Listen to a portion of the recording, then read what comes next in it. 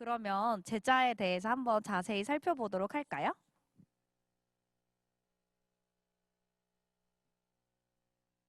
제가 제자라는 단어로 이미지 검색을 해보니까 이런 게 뜨더라고요. 주로 뭔가 학생과 선생님의 관계, 또 누군가를 되게 열정적으로 따르는 모습? 사전적인 정의로 제자란 스승으로 가르침을 받거나 받은 사람을 뜻하죠. 그렇다면 오늘날 우리는 오늘 누구의 제자가 되는 것을 이야기하는 걸까요? 바로 예수님입니다. 성경에서는 수많은 이가 예수님이 제자가 되는 모습이 나오는데요. 그러면 그 제자가 되는 모습을 좀 더 같이 자세히 한번 살펴볼까요? 그 당시에는 누군가의 스승이 되고 제자가 된다는 게 되게 많이 있는 일이었어요. 당시 유명한 성경 선생인 여러 랍비들이 존재했고 사람들은 그 뒤를 따르면서 가르침을 받기를 원했죠. 우리도 여러 드라마에서 보면은 스승으로 모시겠습니다. 저를 제자로 받아주세요. 하는 이런 것들 되게 많이 보잖아요. 그러면 스승은 넌 내가 한번 키워보겠네. 아니면 아니겠네. 이렇게 판가름을 하죠. 거장의 가르침을 받기란 쉽지 않은 것처럼 보입니다. 반면 예수님의 제자가 되는 것은 조금 달라요. 예수님이 이렇게 두루 살피면서 너 내 동료가 되라 라고 하듯이 나를 따르라고 제안하시죠. 그분의 초대장은 누구에게든 날아갑니다. 여기에서 누구든지 나를 따르라 라는 이 멘트는 조건에 상관없이 그 초대장이 발부된다라는 것을 알 수가 있죠. 실제로 예수님의 제자 중에는 뭐 어부, 의사, 세리 등등 직업 출신 지역, 가정 환경 등 굉장히 다양한 것을 볼 수가 있어요. 예수님이 인기가 없어가지고 굳이 제자들이 이렇게 손수발로 찾아서 초대를 직접 하신 걸까요? 아마 그건 아닌 것 같아요. 왜냐하면 예수님이 나타나면 온 동네가 떠들썩해질 정도로 사람들이 다 거기로 모이곤 했거든요. 그래서 우리가 이렇게 다양한 사람들을 초청하신 이 예수님의 모습이 텍스트로 보니까 그냥 당연하게 느껴질 때도 많지만 그들 중에 상당수는 사회에서 질타받던 자들이었어요. 특히 마태는 세리였었는데 세리는 그 당시 거의 매국노 취급을 받던 사람이었죠. 이렇게 스승이 초대하는 것 자체가 그 당시에 굉장히 낯선 방식이에요. 물론 지금도 선생이 학생을 거부하면 거부했지, 어떤 이런 거장이 이렇게 따라오는 제자를 힘들 것 같다라고 거부하면 거부했지, 굳이 학생에게 거부당할 위협을 무릅쓸 까닭이 없기 때문이죠. 그렇지만 예수님께서는 먼저 다가가 초대장을 내미십니다. 나를 따르라고 말이죠. 그리고는 이어서 제안하세요. 누구든지 나를 따르려거는 자기를 부인하고 날마다 자기의 십자가를 지고 나를 따를 것이다 라고. 제자들은 여러 미숙한 모습도 많았지만 여러 우여곡절 끝에 도망도 치고 부인도 했지만 결국에 이 예수님의 복음을 전하다가 순교하는 삶을 살게 됩니다. 누군가의 가르침을 받는다라는 것은 그 사람의 삶을 배우고 따르는 거예요. 이 부분에 대해서 우리가 뒤에 더 자세히 다뤄볼 건데 이거를 유념하시면서 뒤에 한번 살펴보시면 좋을 것 같아요. 그럼 이제 저의 이야기를 해보려고 하는데 우리가 파트 3, 나의 이야기였었잖아요. 진짜 제 이야기예요. 함다의 이야기.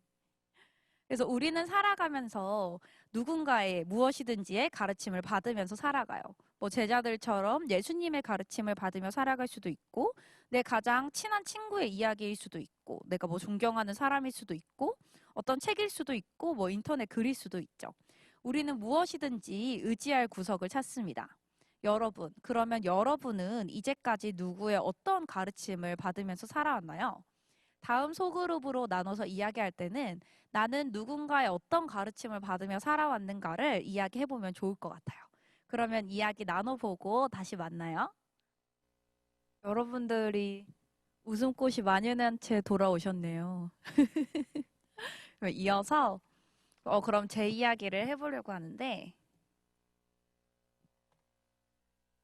저한테 있어서 인생의 스승은 뭐 이런 것들이었어요. 되게 그럴싸해 보이는 삶을 살아온 사람들, 그들의 말과 삶, 그리고 인생의 고찰에서 나온 명언들. 그래서 자서전 같은 것도 되게 많이 읽고, 또 마음이 불안하면 명언집, 이런 거에서 명언도 진짜 많이 찾아봤어요. 그래서 막 여기 보면은 되게 막 그럴싸해, 제가 명언 하면서 좀 찾아봤는데, 아무 하는 일 없이 시간을 허비하지 않겠다고 맹세하라. 우리가 항상 뭔가를 한다면 놀라울이랑큼 뭐 많은 일을 해낼 수 있다. 뭐 이런 것들도 있고 옆에 이거 이말년 씨 거는 대충 흑백 사진에 그럴싸한 글씨가 있으면 명언 같다. 이거 되게 그럴싸하다고 생각했어요. 그래서 이와 같이 나의 마음을 뭔가 달래줄 만한 것들, 그런 것들을 찾았어요. 왜냐면 그러한 것들을 찾아서 내가 진짜 마음에 드는 인생을 찾으면 그 사람이 살아왔던 것처럼 저도 살아보려고 되게 많은 것들을 읽었어요. 근데 세상에는 너무나도 많은 사람들이 있고 또 일관된 가르침을 가진 사람을 찾기가 너무 어렵더라고요. 이게 괜찮으면은 되게 또 저게 별로고 저게 괜찮으면 이게 별로고 또 그래서 약간 반포기 상태였던 것 같아요. 아, 이거는 저 1학년 때 모습인데요. 제가 사진을 찾다가 여러분과 같을 때 나는 어땠나 이렇게 약간 추억팔이를 하면서 사진을 좀 찾아봤어요.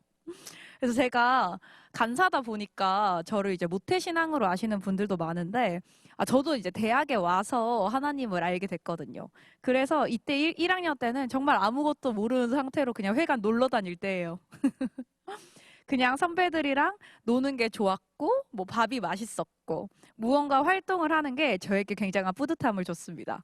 그래서 지금은 못하는데 저희가 파이어 기도회라고 새벽 이렇게 뭐 7시 이렇게 하는 게 있었는데 제가 되게 그런 딱 내가 잡을 사람을 찾지 못했지만 저 스스로도 약간 멋진 인생을 살고 싶어서 5시에 일어나서 명지대에서부터 회관까지 걸어 다녔어요. 왠지 멋있어 보이죠? 기도하러 온 것도 아니고 그냥 그런 내가 멋져 보여가지고 전날 일찍 자서 막 걸어 다니는 그러한 삶을 뭐 보냈을 때였습니다. 아, 싸이월드 때 사진이 아니라 제 엔드라이브를 뒤졌어요. 제가 그 1학년 때 사진이 다 날아가가지고 이거 몇 장 없더라고요. 그래서 그리고 뭐 성경을 배우는 것도 열심히 했었는데 아무래도 제가 그 전에 뭐 교회를 다닌 적이 없고 이 성경을 배우는 게 베스트셀러잖아요, 성경이. 그래서 저의 지적 호기심을 채우는데 나쁘지 않았습니다. 그런데도 저는 딱히 믿을 생각이 있어서 그렇게 열심히 한 건 아니었어요.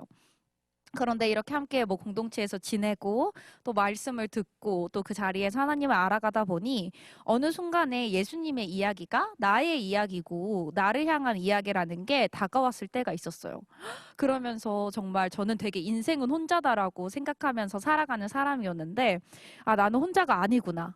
아, 이게 정말 하나님께서 나를 사랑하셔서 예수님을 보내셨던 거구나가 굉장히 크게 느껴졌어요. 그래서 그게 너무나도 기쁘고 행복한 나날을 보냈죠. 무엇보다도 정말 좋았던 것은 인생에 명확한 기준이 생겼다는 거였어요. 제가 되게 따를 만한 사람을 찾고 싶다고 했잖아요. 근데 예수님이 너무 그 조건에 부합하는 존재인 거예요. 흠 없는데 완벽하고 진짜 아 됐다. 나는 예수님 사는 것처럼 살면 되겠다. 아 성경 기준 삼으면 되겠다. 이래가지고 저는 그날부터 예수님의 팬이 되기로 작정했습니다. 제가 그토록 찾아 헤매는 나의 아이돌이 될 만했기 때문이죠. 그랬는데 저의 마음에는 너무너무 행복하고 또 이 사랑을 받아서 좋은 마음 이후에 또 무거운 마음이 들었어요. 왜냐하면 아까 제자들에게 이야기했던 것처럼 단순히 예수님의 부르심에는 나를 따르라 라는 부르심뿐만 아니라 나의 자기를 부인하고 매일 자기의 십자가를 지고 나를 따르라라고 이야기를 하셨기 때문이에요. 이게 너무 무거웠어요. 왜냐하면 전 예수님의 사랑을 받는 건 좋은데 막 선배들처럼 나를 섬기고 헌신하고 싶지도 않고 예수님 때문에 힘든 거를 하고 싶지는 않았거든요. 그래서 내가 여기에 계속 있는 게 맞나? 뭐 예수님 팬이 된 건 좋지만 뭐 싫은 건 하고 싶지 않다. 이런 마음이 제 마음의 지배적이었죠. 그래서 기도를 하던 중에 예수님께서는 이런 마음을 주셨습니다. 다혜야, 내가 너를 사랑하기에 내가 사랑하는 가장 귀한 일을 네가 함께하길 원하고 이것이 너를 살리는 길이기에 네가 함께하기를 원한다.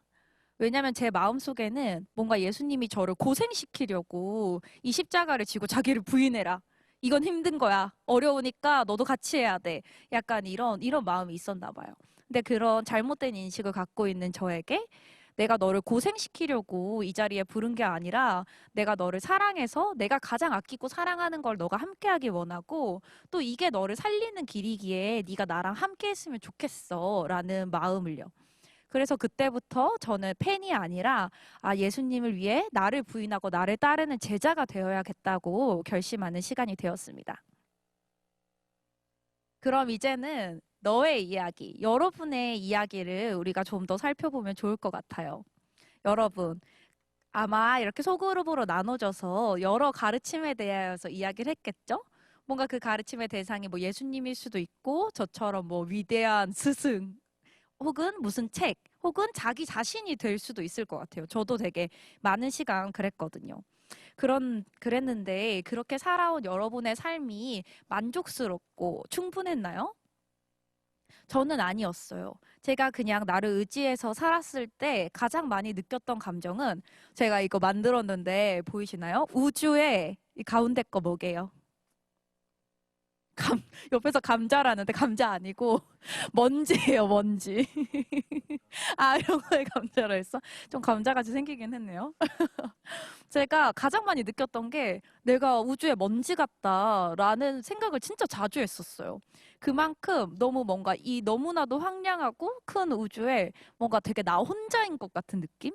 나와 연결돼 있는 어떤 존재도 나에게 별로 영향을 끼칠 수가 없고 나의 이 외로움과 힘듦을 같이 해줄 수 없다 이렇게 느꼈어요. 그래서 그게 너무 힘들어서 제가 뭐 부모님한테도 얘기를 해보고 저희 부모님 안 믿으시거든요. 그래서 아빠한테 아빠 나는 가끔 내가 너무 우주의 먼지와 같이 느껴져. 너무 외로워. 그럴 때면 가족이고 가까이 있는 사람이고 다 되게 소용없이 느껴져. 이러니까 아빠가 뭐라고 했게요. 다혜야, 원래 인생은 그런 거야. 라고 해가지고, 그냥 그렇구나. 이렇게 힘든 게 당연한 거구나. 그냥 그랬구나. 그래서 사실 그 답변이 이 근원적인 문제를 해결해 줄 순 없었어요. 그냥, 우린 이런 존재인가 보다. 그냥 혼자고 이토록 무력하고 이렇게 살아갈 수밖에 없나 보다. 라는 거를 알게 됐죠.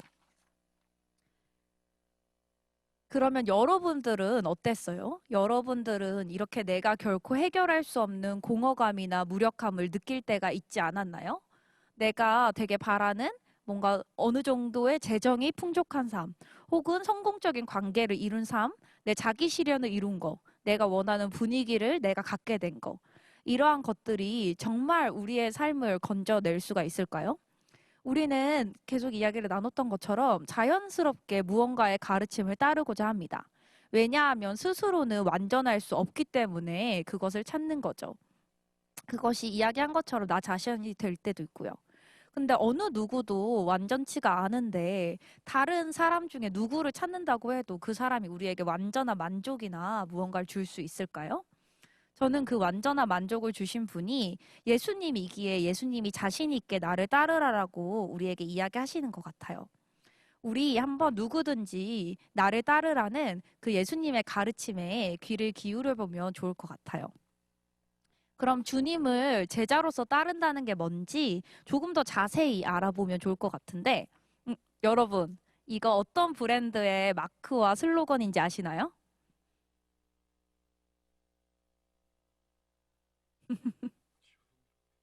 손 드셨어요. 맞아요. 나이키죠.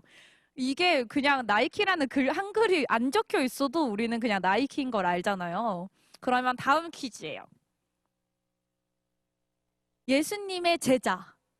이건 뭐 답이 먼저 공개된 건데 이 예수님의 제자에 대한 마크와 슬로건은 뭘까요? 음. 한 책에서 이렇게 정의를 하더라고요. 이 마크와 슬로건은 Come and die 그리고 십자가 와서 죽으라 라는 예수님의 부르심이죠. 아무든지 나를 따라오려거든 자기를 부인하고 날마다 자기의 십자가를 지고 나를 따를 것이라. 그래서 그 슬로건은 간단하게 Come and die로 표현될 수 있다라고 이야기를 해요. 관심은 끌만한 슬로건이지만 기분 좋은 관심은 아니죠. 오히려 찾아온 사람들마저 쫓아내기에 딱 좋은. 이거 우리의 제자의 슬로건은 와서 죽는 거야. 다들 와봐. 다들 와서 죽어봐. 약간 이렇게 하는 게 우리에게 쉽지는 않잖아요. 그런데 왜 굳이 이런 슬로건일까? 죽음 이야기를 좋아하는 사람은 아무도 없고 죽을 만큼 힘든 거를 좋아하는 사람도 없는데요. 그리고 십자가 심볼도 마찬가지예요. 뭐 나름 예수님이 나타낼 수 있는 뭔가 평화를 상징하는 비둘기, 약속을 상징하는 무지개, 뭔가 예수님의 목자됨을 상징하는 막대기 이런 것들도 심벌이 될 수 있을 텐데 왜 굳이 이렇게 잔혹한 형벌의 도구였던 십자가가 우리에게 예수님의 제자의 심벌로 나타나는 걸까? 그것이 당황스럽고 또 때로 부담스럽게 느껴지기도 한 것 같습니다. 이 십자가에 대해서 조금 자세히 살펴보면 좋을 것 같은데 이 십자가는 로마인들이 유대인 같은 피정복민들을 굴복시키기 위해 사용했던 처형 도구입니다. 고대 로마인들은 수많은 처형 방식을 사용했고 그중에는 값싼 처형 방식도 꽤나 많았어요. 뭐 이렇게 불에 태워 죽인다든지 돌 던져 죽인다든지 아니면 더 빠르게는 이렇게 검으로 베어 죽인다든지 아니면 사약을 내려서 죽게 한다든지 근데 그에 반해서 십자가형은 4명의 병사와 1명의 백부장이 필요한 보통 비싼 형벌 방식이 아니었어요. 그런데 왜 굳이 이 십자가를 사용했을까요? 그것은 그 당하는 사람을 욕보이게 하는 데에 이 형벌의 목적이 크게 있었기 때문이에요. 하나님의 아들, 세상의 왕으로 오신 예수님은 죄도 없이 이 십자가 형벌을 지고 그 모욕의 십자가를 지었다라고 이야기되어 있습니다. 우리가 짤 앞에서 누군가의 제자가 된다라는 것은 그 삶이 그 사람이 살아간 그 삶과 그 발자취와 그 가르침을 따라가는 사람이 된다는 거잖아요. 그래서 빌립보서 2장에서는 우리 제자들이 이 예수님의 자세를 취해야 한다라고 이야기합니다. 세상을 발 아래에 두신 그 예수님이라는 왕께서 세상의 발을 씻어주신 것처럼 그분을 따르려면 겸손히 십자가를 지고 아무것도 아닌 존재로 낮아져야 합니다. 그리스도의 제자가 된다라는 것은 이제까지 내가 따르던 것을 버리고 오직 예수님의 가르침에 따라서 산다라고 고백하는 거예요. 그래서 그것은 우리가 누리게 되는 여러 기쁨과 즐거움들이 있지만 동일하게 지게 되는 고난과 핍박, 어려움들도 같이 있는 거죠. 그래서 우리가 이제 그 선배들이 이야기했던 다정함, 선배들이 보여주었던 다정함에 대해서 마무리를 지으려고 합니다. 선배들은 다양한 방면에서 내가 죽고 예수로 사는 삶을 훈련하고 있는 거예요. 그때 하나님께서 주시는 참 만족과 기쁨, 생명, 진리가 도리어 우리 가운데 충만하고 우리를 살릴 것을 알기 때문이죠.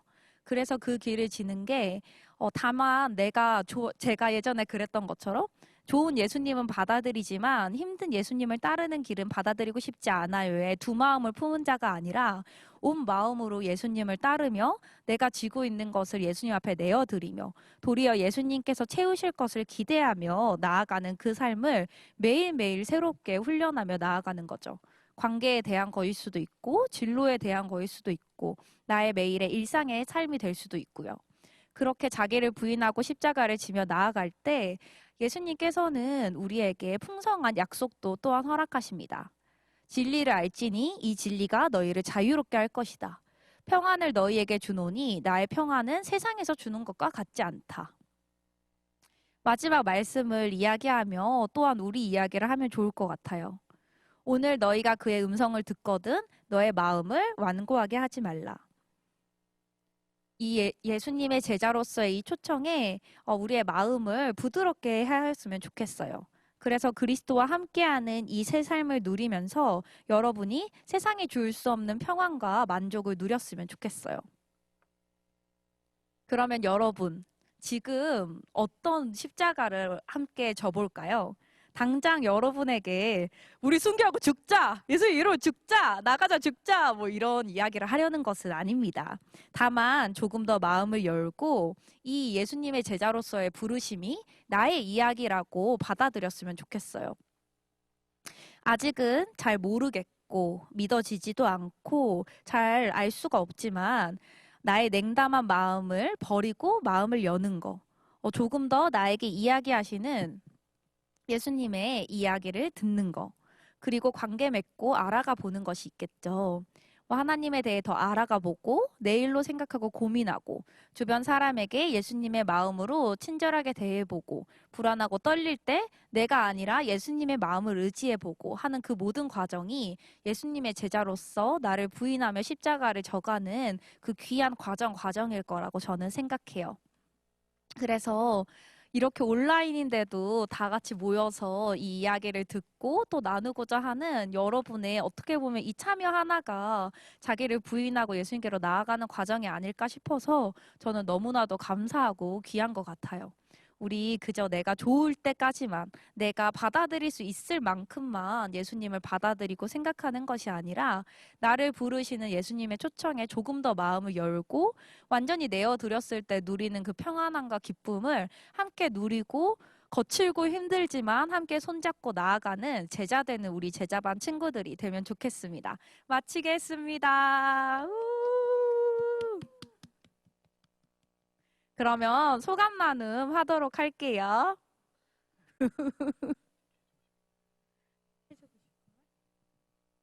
제자반 여러분 한 분 한 분이 너무너무 소중해요. 정말 이렇게 온라인으로 듣는데 이렇게 미소 짓고 잘 들어주셔서 감사하고 우리가 뭐 ESF 이렇게 왔는데 그래도 예수님의 끝자락이라도 좀 알아가야 되지 않겠어요? 그래서 정말 우리가 예수님의 제자 되었다. 정말 예수님 제자 된 그 삶의 기쁨이 너무나도 크고 충만하다라고 저한테 와가지고 제 옷자락 붙잡고 얘기하시면 제가 맛있는 거 사드릴게요. 함께 알아가는 우리 되었으면 좋겠습니다. 화이팅!